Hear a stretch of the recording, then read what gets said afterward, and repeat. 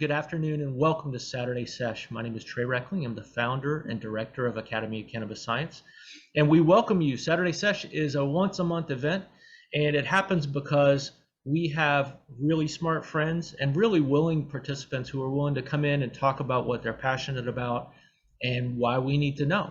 So we are super grateful today to have Damian Fagon join us from New York on a 4th of July weekend, take time away from his schedule and talk to us about his journey, because Damian wasn't originally pointed this direction, I don't think, but I'm going to let him tell you. Damian, tell us a little bit about you, if you don't mind. Sure. I'm originally born and raised in Washington, D.C., went to University of Virginia. I have farming in my background on both sides of my family. My mom's family come from corn farmers in Wisconsin, and my dad comes from a farm in Jamaica where they grew oranges. So, I grew up spending a summer in Jamaica or a summer in Wisconsin on a farm. So I've always been a big fan of the sector and always knew I would kind of head into it at some point in my life, but I definitely had a pretty wild journey that led me to cannabis. I don't know where you want me to start exactly, but a passion for farming when I was in grad school, thinking about which crop I could start studying while I was there. It was 2015, and the most exciting plant at the time that I was able to determine was hemp. That was taking off in the States. And so that's kind of what led me towards cannabis. And I read about your aha moment. I think you were shopping for suits. Is that right? Yeah. Tell Yeah. us about how that happened. That was on Madison Avenue here in Manhattan. And Suit Supply store here is, at the time, they just, showed me their hemp suits aisle. And I just had memories of seeing the hemp plant growing in the wild in Jamaica. And, one thing, I was very sensitive to is the fact that, where my family is from in Jamaica, there is not a lot of agricultural opportunity anymore. Their agricultural sector was pretty soundly defeated by Central America's agricultural sector. Banana production moved to Central America. A lot of coffee production moved to Central America, sugar production. The agricultural sector used to be, half of Jamaica's economy, and it's now like 5% of the economy. So a lot of my thinking around hemp at the time I was, learning about these hemp suits is like, why isn't Jamaica growing this crop? And so it was more of an investigation into answering that question that led me to cannabis. And gotta ask, what was your family's reaction? Were they when you said, "Hey, I've got," because you went to Columbia, and what was your degree in? Economics and agriculture. But my professional experience before that was federal government. It was Okay. State Department and Department of Justice, and I was working for offices that could, be considered law enforcement. So I had top secret security clearance that is probably going to be a lot harder to renew going forward. But my parents were pretty concerned at first to go from the federal, something like the safety and security and reliability and predictability of a federal government job, to the cannabis sector and to agriculture in general. They were a little shocked at first, but ultimately encouraging. They just wanted to see it work. I think that's all they Right. want. Well, that's great, and it's so nice to not have to fight the fight at home too. So it's super Yeah. that you had family support, and not only that, but generations before you that had been farmers, and so understand the struggle is real, and Mhm. knowledge to share from their perspective as well. Part of your additional education that you took on was to go where cannabis was growing, because you couldn't do that in New York yet, right? Yeah. So by the time I got out of the grad program I was in, I knew I needed. So I mean, at grad school, I'm primarily studying agriculture and economic development from an international lens. So I'm working with rice farmers in Sierra Leone. I'm working with coffee farmers in Guatemala. I'm doing development work with those farmers and those cooperatives to help them export crops out of their countries, make more money, make more income, whatever. What I found in those conversations I was having with farmers, that I'd never farmed a day in my life, and I felt like a fraud. And this is a particular characteristic of the development space that exists in New York and in DC. There's a lot of professionals in air-conditioned rooms who like to tell other countries how to farm their crops, which crops to farm, how to export it. That typically looks like spreadsheets about fertilizer and inputs and all that stuff. And it's very cold and far removed, but I just knew I needed more experience getting my hands in the dirt.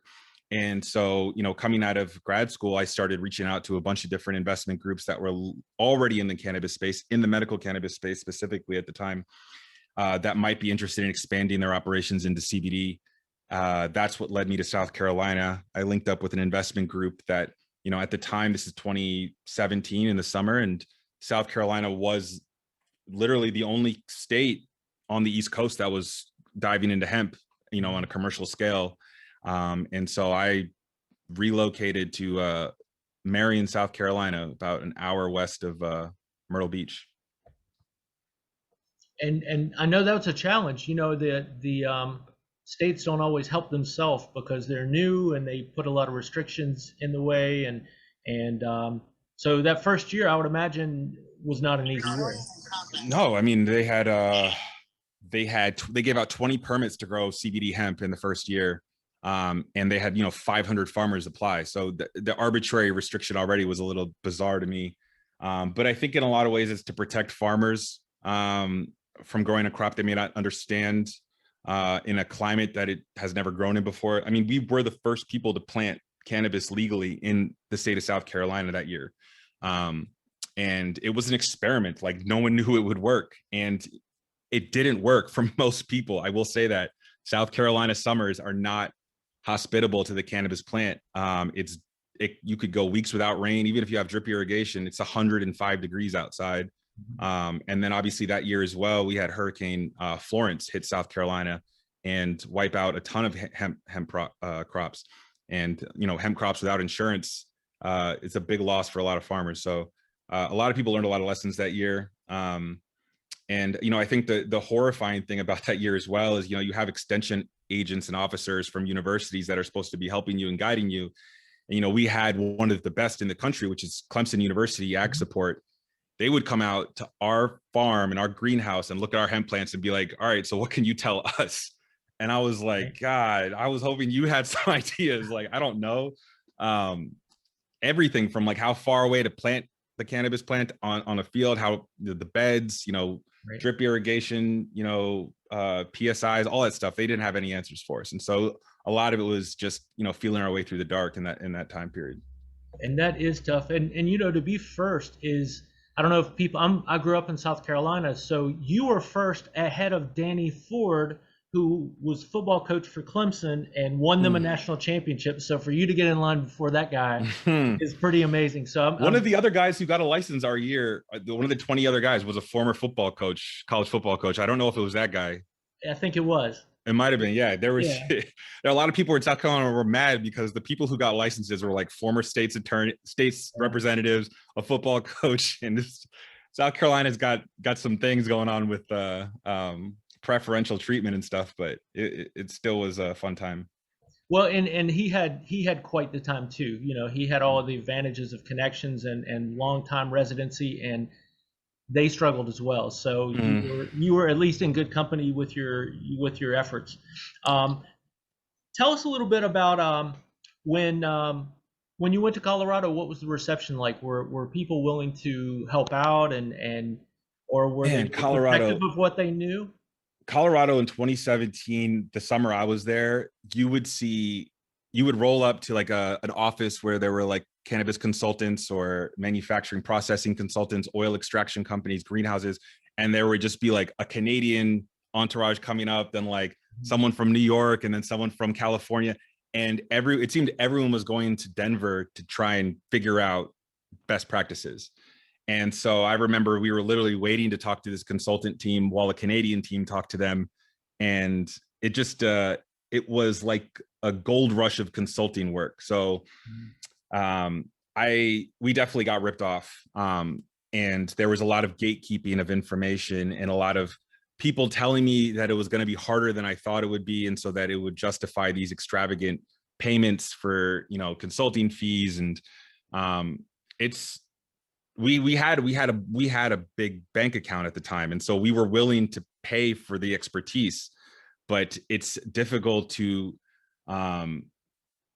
separate bullshit from truth at that time period. You can't just Google these answers. Like there's not a lot of verifiable information out there. And so, we overpaid for clones that we brought from Colorado to South Carolina.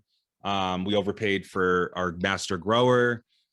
We overpaid for a lot of different consultants that kind of walked us through the plant life cycle and harvesting and everything. And, I remember very specifically our consultant, our master grower consultant, we were at the stage where we were ready to start cutting our clones, and we were supposed to cut 10,000 clones off of our mother plants over the course of like a few weeks. And he asked for more money before he would show us how to do it. And this guy was vetted by a lot of people in Denver, but there was a sense in Colorado that the cannabis industry was taking off, and a lot of people with capital were taking it to bigger heights, and that this was their last chance to kind of grab at some cash that they could. And these are people who've been growing in Colorado for like a decade, and so they had a lot of pride as well, and just like, this is our industry, and like, we're not going to be the ones to get see all the benefits from it. And so I did empathize with that, but at the same time, like it was very exploitative back then, I think, for a lot of different people. Yeah, I wish you had come to Washington. I think you would have. I hope you would have gotten a better reception. And Yeah. we invite you, if you're probably filled up with information now, but if if you need more friends, I still have a lot to learn. well, we open the door. We would welcome you back, and we would love to connect you with some of our friends. I will say I did. Colorado, we paid a lot, but I learned. Like they took a pound of flesh, but they definitely taught us. Yeah. Excellent. Hey, so talk to us a little bit. Now you're back. Is it correct? The Hudson River Valley is. Yeah, Hudson Valley, New York. Yeah. So talk to us about that in the black soil region and what that's all about. Help us understand what the terroir you're working with. Man, it was like night and day, the soil quality from South Carolina and Hudson Valley. South Carolina, where I was, and in a lot of the low country and parts of South Carolina, they have been blasting their soil with pesticides, herbicides, like synthetic fertilizers for like 100 years growing tobacco. And so you could stick your hand in the soil on our farm in South Carolina, it would just like fly. It would be sand. It would fly right out. It's dirt. I mean, it's barely soil. It's just like sandy dirt. Right. And I just realized that, a big part of the equation that we're going to have to figure out is soil quality. And I had some friends who did vegetable farming in the Hudson Valley at this particular city called Chester, New York. We drove up there. It's an hour and 15 minutes from the city, so it's pretty close. And they had jet black dirt. It's famous for the color and the consistency. It's thicker. It's like thick mud, black dirt. And I'm talking, it's like 12 feet of topsoil. It goes down forever. And a lot of people grow tomatoes, onions, garlic, because the soil creates really fragrant. Some of the onions that come out of there are some of the most expensive ones you can get. They're just really fragrant and strong, and the garlic is the same. And so I had learned from a cannabis farmer in Colorado that a lot of the places you see that produce the best cannabis plants grow great tomatoes, onions, like really smelly, garlicky kind of vegetables. And so I knew I had to grow there. Yeah, well, we definitely need to connect you with some of our Walla Walla people, because Walla Walla, as I think result of glacial movement, they've got soil kind of like yours, deep and rich, and the onions come from like the Vidalia onions, right? So they have a really cool story of this part of the Hudson Valley too, because the Dutch settled it in the 1600s, and when they got there, it was a lake. But for their experience in farming, and the Dutch had a lot of experience at the time, they knew that there was great soil underneath the lake.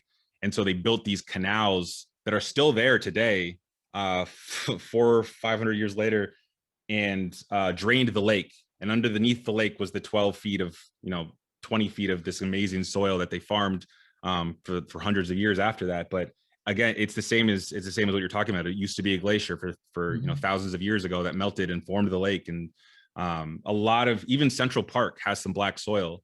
a lot of this area around Manhattan in New York is famous for agriculture, and that's what ultimately attracted so many people here originally. Well, much respect, because I know, I know a little bit about you because Vogue did a great feature article on you and your efforts and what you're doing.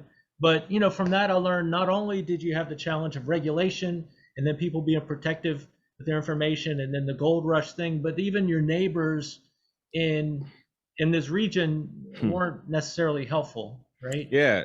And it's a really interesting dynamic in America where I had an easier time farming while Black in South Carolina than I did in Western New York. And that has a lot to do with the fact that there are Black farmers in South Carolina, and there was Black people, and the farmers often work together, and their neighbors. Western New York is, very, very, very white, and very rural, and there's definitely a lot of resentment aimed at the city. Upstate, downstate New York, very different places, and they often don't see eye to eye on things, which is why cannabis legalization is becoming so interesting in the state right now. But yeah, I had some locals who saw, this kid from Colombia who potentially is growing for the first time growing cannabis in that area, who could potentially make a lot of money on land that they once farmed or they farmed for decades and hadn't made a lot of money. And so there was resentment there. They called park rangers on me, said I was shooting deer on my property. They would call the cops on me. They would just come out and just watch me in the fields, and to the point where I didn't feel, because I had to leave there every night to go back to the city. So I didn't feel comfortable being out there in the dark. These guys are pretty old grizzled farmers with a lot of guns, and so I just I didn't feel totally comfortable. But I will say that on the counterpoint to that is that there was a whole organic food and farming movement out there that is, what you would typically call young hippie-ish kids who are just learning how to farm. And they were amazing to me. They taught me a ton of things about organic farming, and they've lent me their tractors. And so it was two worlds up there. It's the locals, the natives who have been there for a long time, who are resentful of outsiders, especially people from the city. And then there's another group of people who are very receptive to, including everyone in the organic farming field, and don't gatekeep, and they want to help, and are supportive. And so I experienced both. And at the end of the day, I was successful with my harvest. So, one side definitely won out the other. I was able to pull it off with the help of the community. And that's amazing, because we know farming hemp and cannabis by itself is enough challenge. And as you've reminded me, only 2% of American farmers are Black, which is amazing. And so, for people on the call or people watching this later, sometimes people throw up their hands and they're like, well, I don't know what I can do. Well, one of the first things you can do is find out who owns the brands you patronize, and patronize people who share your values. Find my Black and minority owned cannabis farms or cannabis producers. That's one place you can start. You can start by shopping your values. And we think that's important, whatever the issue is. You have to, cannabis is small enough now, and Nabisco hasn't arrived, but it's coming. But it's small enough that it's still a mom and pop operation in a lot of places. And so we as consumers still have a lot of influence, and we want to hold on to that. And I want to make sure, I've taken some of your time, but I know we got people on the call interested in asking you some questions. So I'm going to take a pause for mine and see what questions people have in the room. And y'all don't be shy. Feel free to unmute yourself or raise your hand, either one. Oh, I have a fire truck. I'm so sorry. I'll pause. Somebody else go. All right. I'd love to ask a question. Thank you so much. You always have such great guests, Trey. Damian, do you know about any farming of hemp in Louisiana? The reason why I'm asking is because my family owns property in Point Coupee Parish, Louisiana, and I can go all the way back to my fourth great grandfather from 1818. And really curious because we still have about 30 acres. Mm-hmm.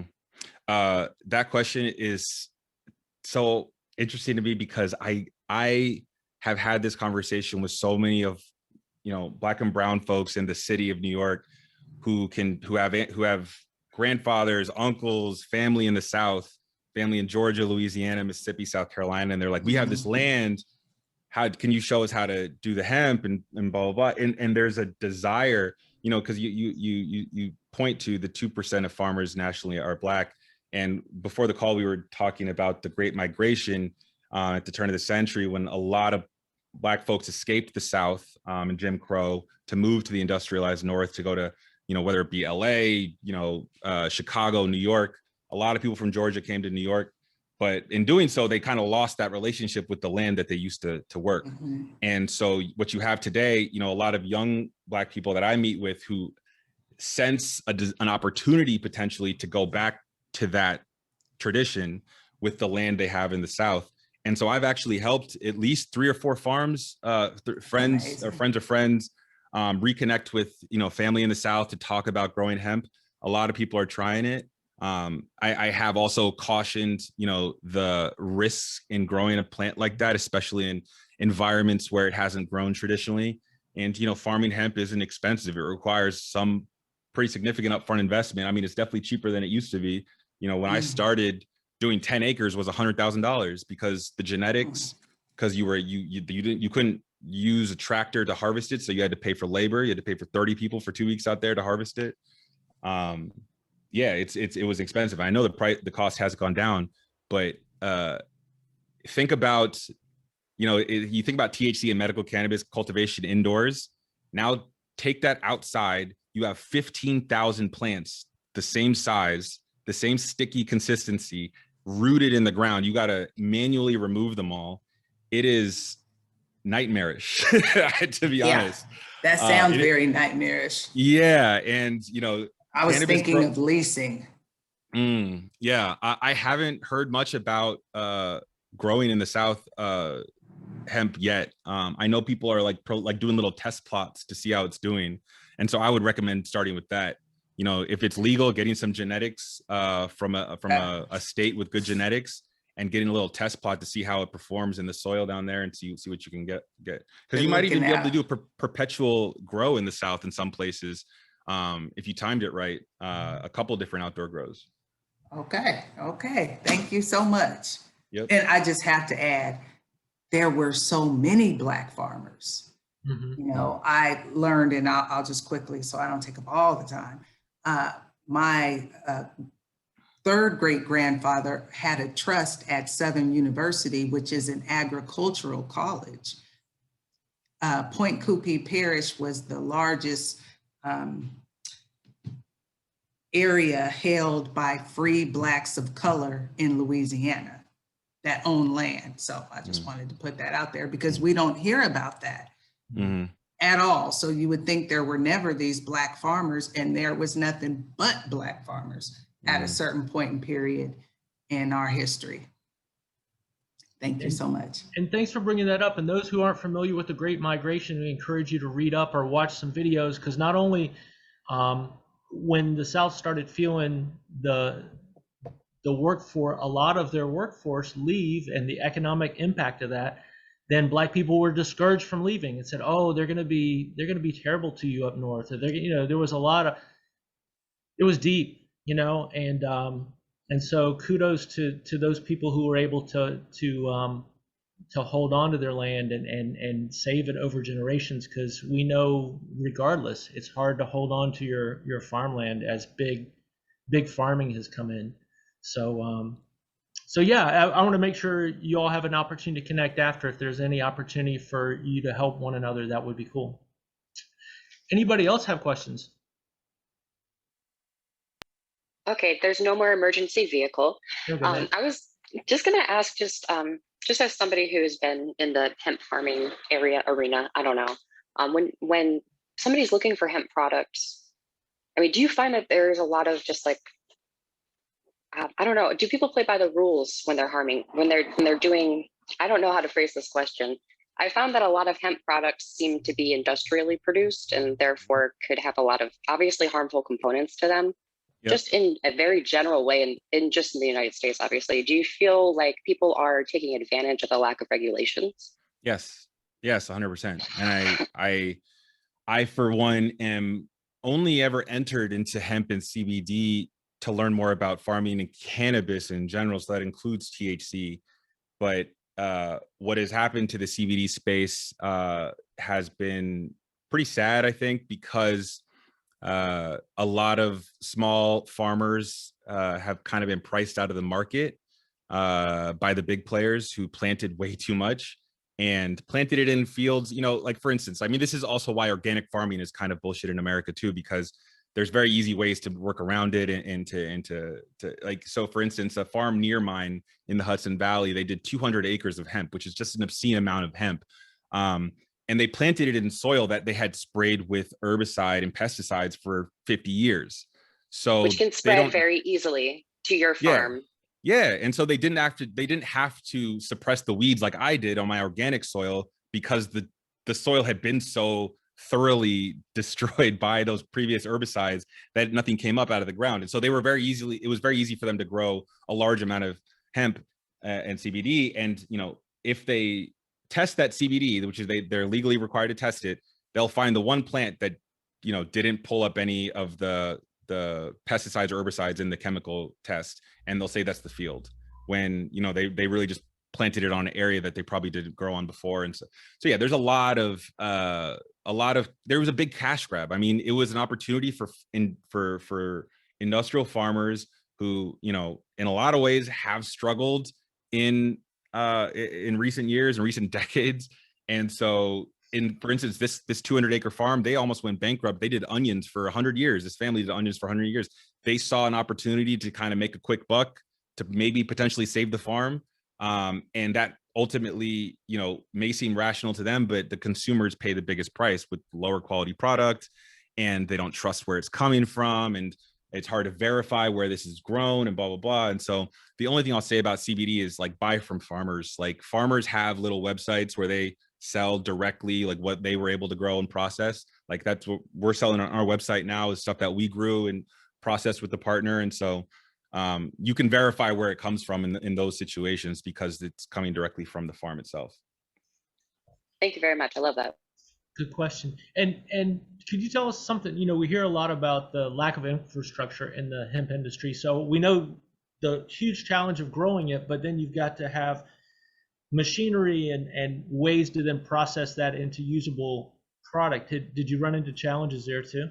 Yeah, I mean, so the biggest challenge you wouldn't immediately think of is harvesting. And in 2015 to 2018, up until 2019, they still hadn't figured out harvesting.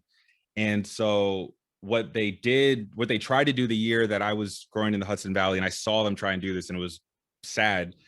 They had corn harvesters that had been refurbished to harvest cannabis. And the crazy thing that makes it impossible to harvest cannabis with a corn harvester is the oil and the resin. So if you try and cut down the first acre of hemp cannabis plants, you're already gummed up. It's just like the gears just stop moving. Like, the cannabis resin is so sticky that it forms into this goo that just clogs up any machine that tries to harvest it. And so intuitively, you wouldn't think that. You could think you just take a corn machine, just run through it, cut it down. But these plants grow to be 7 feet tall, sticky as all hell, 30 pounds a plant, sometimes wet. And yeah, the infrastructure just hasn't been there. In 2020 and 2019, you started to see the first signs of industrial processes in hemp, industrial harvesting, industrial mechanization. Just, how you guys are very delicately with THC cutting off, flowers. They developed processes to just rip plants apart and separate the flowers. So you're just like, you're getting thousands of pounds of flower in, an hour per hour, as opposed to just cutting off, softly. So these processes have been developed. And what's interesting about it is these processes have been developed. These technologies are being, advanced. You flash forward 10, 20 years, cannabis, THC is federally legal.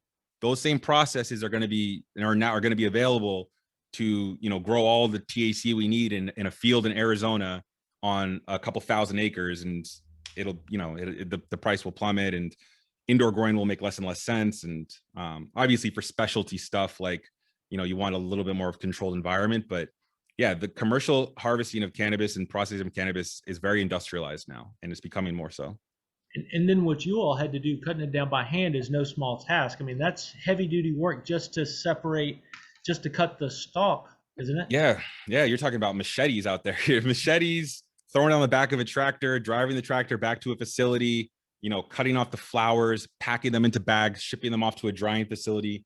It was 3 weeks of work with like 10 to 15 people every day, everyone making $20 an hour, $15 an hour. So you can guess like how expensive, like half your budget is just harvesting, if you're a small farm. Were you guys interested in selling any, or is there a good market for smokable hemp right now, or was that? Yeah, and it's interesting because it just got legalized in New York State a month ago, and the organization I'm a part of, the New York Cannabis Growers Association, where I'm chair of the membership committee, they've been lobbying state government in Albany for years now to legalize smokable hemp, and they finally did it. And the only trick that they had to do legislatively or regulatory is it's not smokable flower. It's just flower. So the flower can also be put in teas. The flower can be put in this.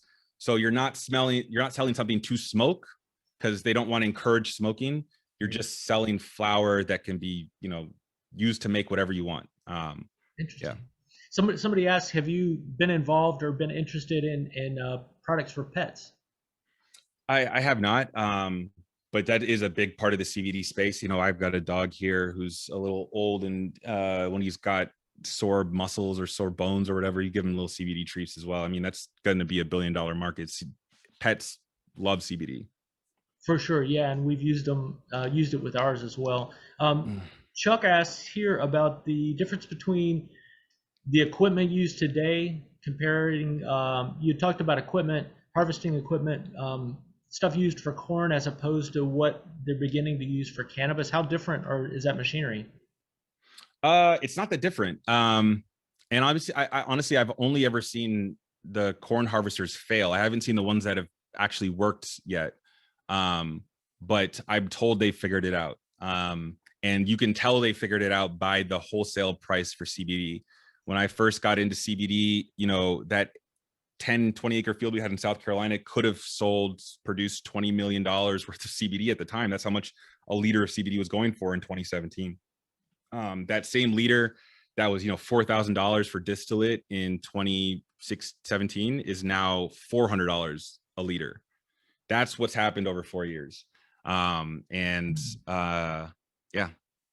So has anybody approached you with an interest in Delta 8? The association I work with, everyone has it's just been banned actually in New York. Okay. And a lot of people in our growers association were pretty upset by that, especially because so many CBD growers were burned. They were given permits, they entered this market willingly, and the regulations in New York just didn't catch up. We still can't even sell directly to restaurants or coffee shops to add CBD to drinks because our food and beverage regulators won't allow it yet. Right. And so there was just a lot of promises made about what the CBD industry could be in New York, and it didn't become that. And so Delta 8 and now THC are very much seen as opportunities for them to make back money on their investments. And Delta 8 was pretty quickly nixed by the state. I think for the best, because they're literally rolling out THC right now, and they want to roll it out all under one new cannabis management office. And so they're trying to just consolidate everything into one to make the industry more standardized, like you guys got out west. Right. And we're challenged with the Delta 8 question too, because people are coming in undercutting people who are dealing with regulation and everything, all the heavy lifting of that side, and want to, just add some Delta 8 in. So we got a lot of questions to answer on that. Chuck, I want to turn to you. You got your hand up. Thanks, man. Thank you. So something just come to my mind. So one of the great things about Saturday Sesh, lots of learned people, absolutely credible. And so all the heavy hitters in hemp all say that they don't have access to modern farming equipment to harvest hemp and talking about how the reason I can't buy a good quality fine hemp shirt or get affordable hemp paper is upstream. We're still set up for cotton and such. But I got a Monastash sunglasses case in 1994, and I thought I was going to get into the hemp business, right? And then I learned that came from Russia or came from China. Mm-hmm. So they've been harvesting hemp commercially for years in those countries. Yep. And we did it in World War II. Mm-hmm. And so why aren't we using that equipment again? What was different back then? I can't get my head around it. So I just want to throw that out there for Trey. Like, keep your ear to the ground on this. Why don't we have modern hemp equipment? No, and so I'll say this about hemp fiber, because when I got into hemp fiber was my goal. I thought everything about it is better than cotton. It makes softer fabrics that are more sustainable, that last longer, that are self-cleaning. I was blown away by the fact that we were still doing cotton clothes that could rip easily and stain easily and all this stuff. But what I quickly discovered is, there was no decortification facility in the Western Hemisphere, and decortification is obviously the first step to just separate the husk and everything like that. And that's a $20 million facility right there. So that doesn't exist here yet. There is a new one in North Carolina that is struggling. But the second thing that I've only realized over the last 2 years or so is genetics. And, when we banned hemp along with marijuana, 60, 70 years ago, we didn't allow universities or farmers to start developing genetics to grow the plant in a better way, to grow fiber that produce softer fiber, like softer shirts, for instance. That whole time China's growing it. So they had a 70-year head start on the genetics, combining genetics to produce the softest possible plant. And that's what China has that America doesn't have. And that's what China will never give up. That IP, that genetic material, those seeds they have over there, can grow hemp plants.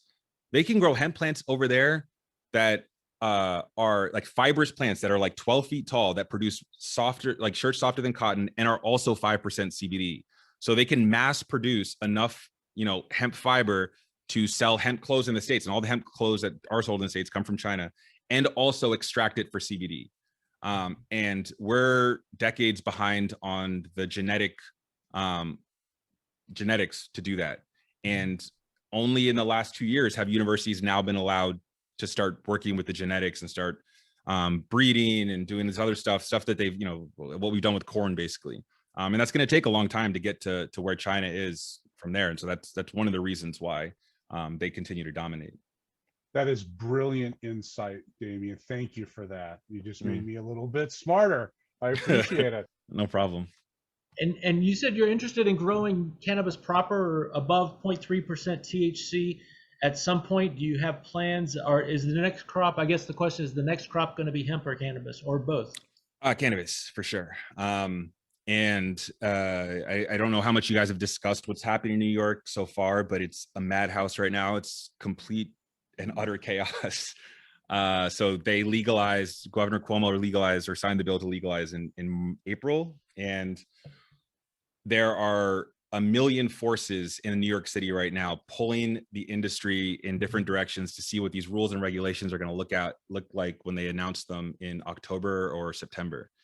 And, every major cannabis company from Canada and California is here lobbying for the big players.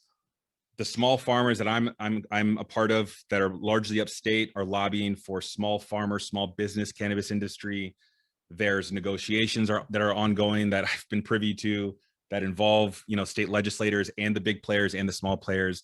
There's a social equity component in New York that is very, very active, and probably the most important uniqueness about this legislation, that 50% of all the permits are going to be designated to social equity applicants, which include women, Black and brown folks, veterans, distressed farmers are included in that. So farmers who have been, losing money year after year. There's a couple more. So zip codes, people who live in zip codes that were over policed and over incarcerated. So the 50% of all the permits are going that direction. But, you could give those people 50% of the permits, and the market share could still be 90%, Canadian billion-dollar company. So that's kind of the push and pull that's happening right now that I'm very much involved with and is ongoing. And so ideally this time next year, no. So this time next year, I'd be launching a cannabis incubator and grow facility here in New York City in the Bronx. That's what I'm working on now. Great. And I hope they're true to the 50% number. I know, the other things that New York has already instituted are more progressive than most, when it comes to possession and public consumption and other things. So I hope they continue to be, to outpace the efforts already, because so many states, they think about education and equity after the fact. And after the fact is too late if you're trying to get a license. And so I'm glad they're leading with that conversation. I hope they honor it. We'll see in this next 6 months will be the biggest. The THC market, the cannabis market in New York City is so lucrative that it's kind of dominating the conversation, because New York City gets 70 million tourists a year, and you start building dispensaries in Times Square and by Central Park, you're looking at and all that cannabis has to be grown in New York State. So small farmers are chomping at they're like, this is our opportunity. We haven't, the dairy industry's collapsed, like vegetable farming is all but collapsed, organic vegetable farming. And so this is their opportunity to finally make some money. And then there's obviously people of color in the city who are like, this is our opportunity to run dispensaries and make some money. And so it's just a lot of moving pieces. And if we can help you in any way, I know you got a lot of people that you can lean on, but as much as possible, if you can learn from the mistakes or the lessons of people who've been doing this a few years, just when it comes to waste product and packaging, we've been able to, thanks to the Alliance and some efforts there, to cut the waste in half, the tonnage in half, just talking about the thickness of the bags, the Mylar bags. And then looking, if you can come up with a dupe tube that's completely recyclable and affordable, that's going to be a waste problem too. So I know there's so many things for you all to look at, and I wish you the best. And it sounds like they're getting good insight from you, and I hope you all continue to do the right thing and set people up for success. Appreciate it. Yeah. And thank you for being our guest today. We're really, one thing I didn't mention, I want to give you an opportunity to plug, is you're doing some really exciting work with Medgar Evers College. Could you tell us about that? Yeah. So it's crazy, but I will be teaching the first cannabis class in New York City, in the history of the city. There's currently nothing scheduled for the fall other than my class and at Medgar Evers and a couple other classes at Medgar Evers, but we're launching in the fall. I'll be teaching the horticulture class. And so they're gonna record the classes. They're gonna stream them hopefully to a large audience at the school, but this is going to be primarily focused at young people of color in Brooklyn and the Bronx who haven't had the ability to learn how to grow cannabis and are a little bit behind the 8 ball when it comes to the industry. There's a lot of people out here on the East Coast that just haven't ever learned anything about cannabis products right now, even though the West Coast has. And so I'm really excited about the program and the opportunity to teach. Oh, that's great. And that's really exciting. So best of luck to you.